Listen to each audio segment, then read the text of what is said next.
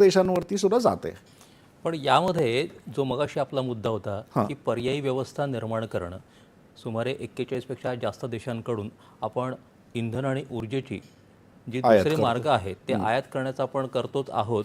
आणि त्याच वेळेला पंतप्रधानांनी जे सांगितलं आहे की ऊर्जा सुरक्षा आणि पुरवठा साखळी मजबूत ठेवणं त्याला आपलं प्राधान्य आहे, त्या दिशेनं हे सगळं योग्य दिशेनं जाताना दिसतंय का? आणि हा जो पर्याय आहे त्यामध्ये PNG हा देखील एक खूप महत्त्वाचा मुद्दा आहे. बरोबर. त्याची प्राथमिकता, त्याच्या जोडण्यांना प्राथमिकता देणं ही एक दीर्घकालीन जी एक व्यवस्था असते किंवा पावलं असतात, त्या दृष्टीने त्याचं महत्त्व काय वाटतं तुम्हाला?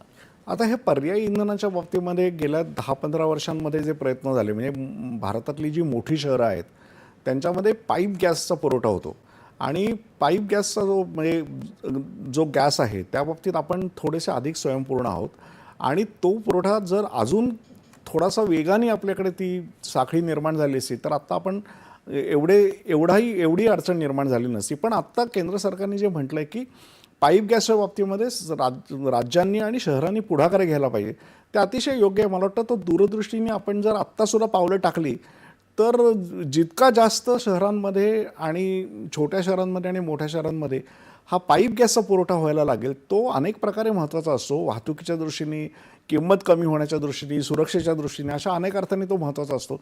आपण जितक्या लवकर PNGकडे जाऊ तितकं आपल्याला हे LPGवरचं अवलंबन आपलं स्वाभाविकच कमी होईल आणि उद्या भविष्यामध्ये जर असं काही संकट आलं तर आपल्याला हा जो आज निर्माण झालेली अडचण आहे ती सुद्धा कदाचित जाणवणार नाही. उपलब्धतेच्या दृष्टीने देखील हे सोयीचं वाटतं ना? हो, बरोबर. उपलब्धतेच्या म्हणजे आपल्याला जितका आयात करायला लागतो LPG तेवढा PNG करावा लागणार नाही.